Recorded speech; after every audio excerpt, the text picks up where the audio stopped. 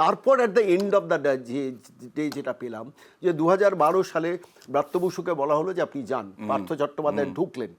চাকরি চুরির শুরু কিন্তু সেই সময় থেকে, আমরা অনেকে ভাবি 2022-23 না, 2013-14 থেকে চাকরি চুরির পরিকল্পনাগুলো হতো। খুব কাছ থেকে ব্যাপারগুলো দেখতাম। তারপরে 2019-এ ওই ঘটনাটা দেখার পর না আমি শিহরিত হয়ে গিয়েছিলাম যে কি কোন রাজত্বে বাস করছি। 11 লক্ষ টাকা একজন মানুষ তার হওয়ার পর ফলস সার্টিফিকেট আছে, আর সেটা নিয়ে আমি প্রশ্ন করেছি বলে আমাকে মানলেন, 3 দিন জেলে খাটলেন। মমতা বন্দ্যোপাধ্যায়, অভিষেক বন্দ্যোপাধ্যায়ের অবস্থা দেখে কি বলবেন? না, আমার খালি মনে হচ্ছে যে ওপরওয়ালা আছেন, দিল্লিতে বসে রয়েছেন, তার 14 জন হোক, 16 জন হোক, 20 জন হোক সাংসদ, তারা ভূপেন্দ্র যাদবের বাড়িতে বসে বলছেন যে আমরা এনডিএ ব্লককে সমর্থন করতে চাই। এনডিএ ব্লককে সমর্থন করতে চাই, এনডিএ ব্লককে সমর্থন করতে চাই। তার মধ্যে কে আছেন? পার্থভৌমিক, অভিষেক বন্দ্যোপাধ্যায়ের দক্ষিণহস্ত ছিলেন, তাই তো? আজকে হাতে নাতে তো পাচ্ছেন। আমি বলছি এই জিনিসটা তো পেতে হতো না যদি তিনি একটু গণতান্ত্রিক পদ্ধতিতে, পরিবার থাকুক, সব রাজনৈতিক দলে পরিবার থাকে, তৃণমূলে থাকুক, কোনো অসুবিধা নেই, কিন্তু এই র্যাম্পেন্ট করাপশনটা এই স্তরে কেন যাবে বলো তো? 2022 সালের 22শে জুলাই মধ্যরাতে পার্থ চট্টোপাধ্যায় গ্রেফতার হলেন। পার্থবাবু 4 বার রাজ্যের তৎকালীন মুখ্যমন্ত্রীকে ফোন করেছেন, ফোনটা ধরেননি কেন? She new everything. ওই যে টাকার স্রোতটা, আমার একটা নির্দিষ্ট অ্যানালিসিস আছে, 2008-9 থেকে না চিটফান্ডের টাকাটা সরকারকে বর্ধিষ্ণু করেছে, ডেলোর বৈঠকেও সেটা প্রমাণিত হয়েছে। পরবর্তীকালে 2012-13 সালের পর শিক্ষা দুর্নীতিটা কিন্তু আসতে শুরু করলো। এর টাকাটা কিন্তু কালীঘাট পর্যন্ত পৌঁছতো, মানে আমি বলছি না 30B হরিশচাইজি রোডে পৌঁছতো, তখনও 128 না 118 শান্তিনিকেতন হয়নি। টাকাটা পার্টি বেনিফিটেড হতো। পার্থ চট্টোপাধ্যায়ের সঙ্গে মমতা বন্দ্যোপাধ্যায়ের সংঘাতটা বা অভিষেক বন্দ্যোপাধ্যায়ের সংঘাতটা তখন লাগলো যখন এই টাকাটা পার্টির কাছে আর পৌঁছচ্ছিল না। তখন থেকেই সংঘাত।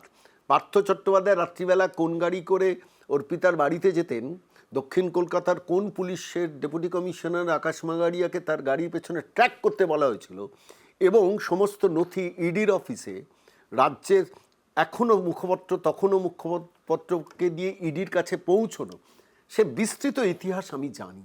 সুতরাং they are being paid by their own coin, মানে তারা ডিভিডেন্ডটা পাচ্ছেন। এটা কতটা কঠিন বলতো 28 বছরের একজন সন্তানের জনক, মানে একটা দলের জন্য নিজে তৈরি করা দল। 1998 সালের 1 জানুয়ারি মেয়র রোডে বলেছিলেন যে আমি আউটডোরে থাকবো, সীতারাম কেশরীরা ইনডোরে থাকুন। সেইখান থেকে আজকে দল থাকবে কিনা তার হাতে, প্রতীক থাকবে কিনা তার থেকেও বড় কথা হচ্ছে টাকাটা থাকবে কিনা।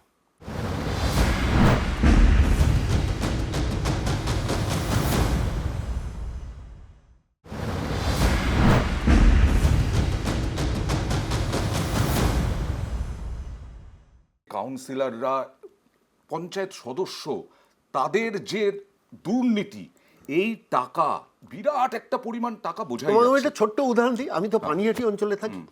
আমি 20 বছর পানিহাটি পৌরসভার কাউন্সিলর ছিলাম, 20 বছর কংগ্রেসের কাউন্সিলর ছিলাম। চোখের সামনে দেখেছি স্কুলের মাস্টারমশাই, কলেজের অধ্যাপক, ডাক্তার, তারা সমস্ত কাউন্সিলর একসঙ্গে বোর্ড মিটিংয়ে থাকতাম। তৃণমূল আসার পর 2013-র পর একটা ফেনোমেনাল চেঞ্জ হলো, যেটা নিয়ে আমরা কেউ কথা বলি না। সেটা হচ্ছে কাউন্সিলরশিপ বা রাজনীতিটা নেশা থেকে পেশাতে পরিণত হয়ে গেল। আর এই পেশাতে পরিণত হওয়ার রেজাল্ট কি জানো? আমি দেখেছি যে একজন বামপন্থী কাউন্সিলর, তিনি 5 বছর কাউন্সিলরশিপ টার্মের পর রাত্রির বেলা নাইট ডিউটি সিকিউরিটি গার্ডের কাজ করতে যান, দিনের বেলা তরকারি সাইকেলে করে দাপিয়ে বেড়াতেন। আমি বলছি বামপন্থী কাউন্সিলর, তৃণমূলের কাউন্সিলর, তিনি, তার কোনো প্রফেশন নেই, তিনি কাতারে বিশ্বকাপ দেখতে গিয়ে ফেসবুকে ছবি ছাড়ছেন। এই যে চেঞ্জটা, তার পাশের ওয়ার্ডের কাউন্সিলর কিছু করেন না, কাতারে বিশ্বকাপ দেখতে যাচ্ছেন, আর তার পাশের ওয়ার্ডে একজন বামপন্থী কাউন্সিলর বামপন্থীদের কট্টর সমালোচনা করলো। এই জায়গাটা বলতে হবে যে সেই মানুষটি রাতে সিকিউরিটি গার্ড করে জীবন চালাচ্ছেন। এই ফেনোমেনাল চেঞ্জটাই কিন্তু আলটিমেটলি মমতা বন্দ্যোপাধ্যায়কে খেয়ে নিল। মমতা বন্দ্যোপাধ্যায় আটকাতে পারতেন। ডক্টর সূর্যকান্ত মিশ্র একটা খুব বড় কথা বলেছিলেন যে ক্রিমিনালরা রাজনীতিতে ঢুকবে, বাম আমলেও ঢুকেছে, 2014-15 সালে বলেছিলেন। আমার কথাটা কানে এখনো বাজে। সব থেকে সমস্যা হচ্ছে ক্রিমিনালরা অ্যাডমিনিস্ট্রেশনের মধ্যে ঢুকে যাচ্ছে তৃণমূল আমলে, এরা আর অ্যাডমিনিস্ট্রেশনটা ছাড়তে চাইবে না। এই যে কাউন্সিলররা আজকে দেখছো না পাট ক্ষেতের মধ্যে থেকে টাকা, এই কাউন্সিলররা, পঞ্চায়েত সদস্যরা, জেলা পরিষদ সদস্যরা, তৃণমূল নেতারা, এই যে বড় লোক হওয়াটা এদের টার্গেট দিয়ে দাও তো ইলেকশন। ঠিকই আমরা দেখছি, মিনিটে মিনিটে দেখছি গ্রেফতার হচ্ছেন কাউন্সিলর, প্রাক্তন বিধায়ক, তারাও গ্রেফতার হচ্ছেন। কিন্তু এই যে বিরাট অর্থনৈতিক দুর্নীতি, এর কি তদন্ত হবে বলে আপনার মনে হচ্ছে? দেখো, আমি একটা কথা বলি, অধিকাংশটা যে ব্ল্যাক মানি, তো কালো টাকা তুমি তো ডাইরেক্ট প্রমাণ রেখে কারোর কাছ থেকে টাকা নেবে না। প্যারালাল ইকোনমিটা কিন্তু পশ্চিমবঙ্গের অর্থনীতির সব থেকে বেশি ক্ষতিকারক। ইতিমধ্যেই বিভিন্ন জেলা থেকে দল বিরোধী কাজের জন্য বেশ কয়েকজনকে বিজেপি কর্মী সমর্থক তাদেরকে সাসপেন্ড করা হয়েছে, বহিষ্কার আমি করা হয়েছে। আমি আমি অন এয়ার অয়ন তোমাকে একটা কথা বলবো, এটা খুব ভালো প্রসেস বিজেপির মধ্যে হচ্ছে, কিন্তু আমি বলছি আবার অনেকটা অন্ধকারেও কাজ এখন শুরু হয়ে গেছে। আচ্ছা, আমি নির্দিষ্ট তথ্য মানে সংগ্রহ তৃণমূল স্তরে বিজেপি তৃণমূল গ্রাসরুট স্তরে। লেভেলে শুরু হয়ে যাচ্ছে। আগে তৃণমূল আমলে 4 জন গুন্ডা সামলাতে হতো, বিজেপির আমলে আমাকে 1 জন গুন্ডা সামলাতে হচ্ছে, কিন্তু 4 জনের সমান। আচ্ছা, একজন ব্যবসায়ী বলছেন, তার মাল্টিপল ব্যবসা আছে। এই 1 মাসের মধ্যে হ্যাঁ, এইটা তো এবং অবশ্যই লক্ষ্য সর্বোচ্চ, রাখতে হবে। এবং এটা কি বিজেপির সর্বোচ্চ, আমি বলছি বিজেপির রাজ্য স্তরের নেতাদের মধ্যে একটা গুড ইন্টেনশনটা আছে, কিন্তু নিচের লেভেলটাকে এটা কন্ট্রোল করতে হবে, তা নাহলে কিন্তু কাল বাদে পরশু আবার একই জিনিস হবে। কারণ বেসিক্যালি ক্রিমিনালরা কি চাইবে, যে আমার প্রফেশন থাকবে না, আমি চাকরি করব না, আমি ব্যবসা করব না, আমি এমন কিছু করে খাবো যাতে আমাকে লোকে নেতা বলে মানে, আমি প্রচুর কোটি কোটি টাকা রোজগার করতে পারি, এরকম এই সিচুয়েশনটা বর্তমান সরকারকে কন্ট্রোল করতে হবে। কিন্তু মুখ্যমন্ত্রী তো বারবার আশ্বাস দিচ্ছেন। মুখ্যমন্ত্রী আটপোষ চেষ্টা করছেন। একটা 1 মাসের মধ্যে 33-34 দিনের একটা বয়সের সরকার যে গতিতে দেখাচ্ছিল, আমি তোমাদেরই একটা দেখছিলাম যে 13 তারিখ অমিত শাহ আসছেন আমুলের ভূমি পুজো করতে। এবার ঘটনাটা হচ্ছে, এখানে কারা চাকরি পাবেন? বাংলার ছেলেরাই তো চাকরি পাবেন, পরিযায়ী বাঙালিরা তো চাকরি পাবেন, দমদম স্টেশনে কিংবা শিয়ালদা স্টেশনে যারা বেকার ছিলেন তাদেরও পরিবার তো কেউ কেউ চাকরি পাবেন, এবং বিজেপির যারা করেন তারাও চাকরি পাবেন। ফলত এই প্যারালাল স্রোতটাকে বন্ধ করতে বিজেপির বর্তমান সরকারের একটু সময় লাগবে। এই সময়টা বর্তমান সরকারকে দিতে হবে। আমি ব্যক্তিগতভাবে বিশ্বাস করি there is a good intention রাজ্য বিজেপি স্তরে। আমি রাজ্য বিজেপি শ্রমিক ভট্টাচার্য, শুভেন্দু অধিকারীর কাছে হাত জোর করে অনুরোধ করব, গ্রাসরুট লেভেলে বিজেপির কর্মীদেরও আপনারা একটু নজরে রাখুন। তাদের মধ্যে অনেক এমন বেনজল ঢুকে আছে বা ঢুকছে, মানে এটা 4 ঘন্টার বিজেপি। আমি বলছি, আমি যে অঞ্চলে থাকি, আমি বলতে কোনো অসুবিধা নেই, আমি পানিহাটি অঞ্চলে থাকি, আমি সেখানকার রিপোর্ট পাচ্ছি। ফ্যাক্টরিগুলোতে এখন থেকেই তদবির শুরু হয়ে গেছে, মাসোহারা দিতে হবে। ওয়াই? কেন? শ্রমিক ভট্টাচার্য এক্সেপশনাল ভালো রোল প্লে করছেন, কিন্তু আমি বলছি এবার মুশকিলটা হচ্ছে তার পক্ষেও তো নিচের লেভেলে এই ইন্সপেকশন করা ডিফিকাল্ট। একটু সময় দিতে হবে, রাজ্য বিজেপিকেও সময় দিতে হবে, রাজ্য সরকারকেও সময় দিতে হবে, এটা আমার মনে হয়। আর এই যে বিধায়ক বা সাংসদ যারা মমতা বন্দ্যোপাধ্যায়কে ছেড়ে চলে এলেন, অভিষেক বন্দ্যোপাধ্যায়কে ছেড়ে চলে এলেন, তাদের ভূমিকা নিয়ে কি বলবেন?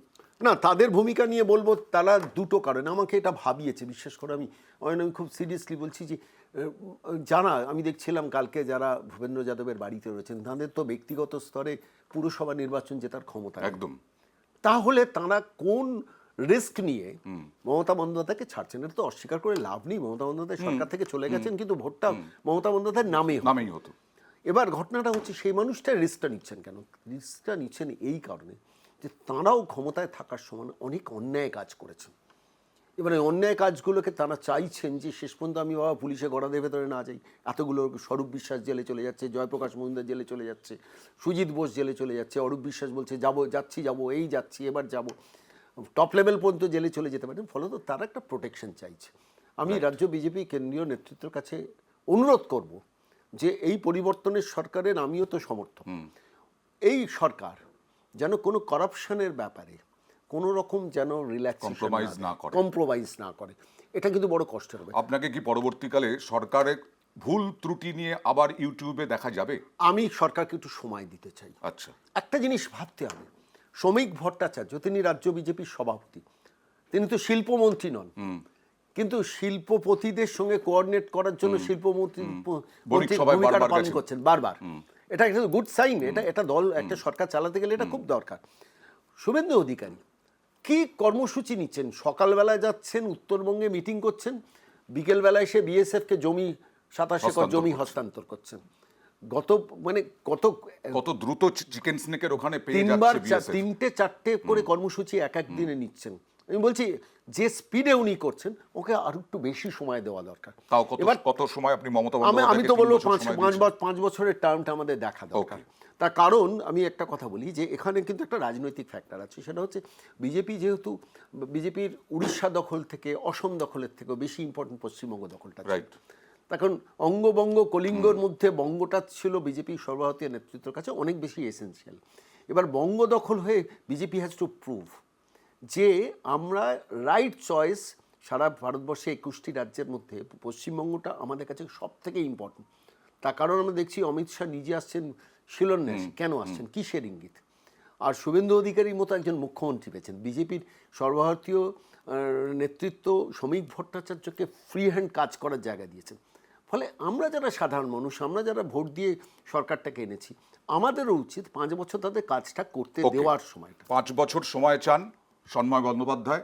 5 বছর পর যদি সরকারের ভুল ত্রুটি ধরা পড়ে তখন তিনি আবার সোচ্চার হবেন। এত তাড়াতাড়ি আমি নেগেটিভ মাইন্ডসেটে যেতে রাজি নই। ঠিক। কেন যেতে রাজি নই? সরকারের প্রথম মর্নিং শোজ দ্য ডে, তো সরকার প্রথম 1 মাসে যে ভূমিকাটা, আচ্ছা বলো তো, আমি ছোট্ট একটু টাইম নিয়েছি।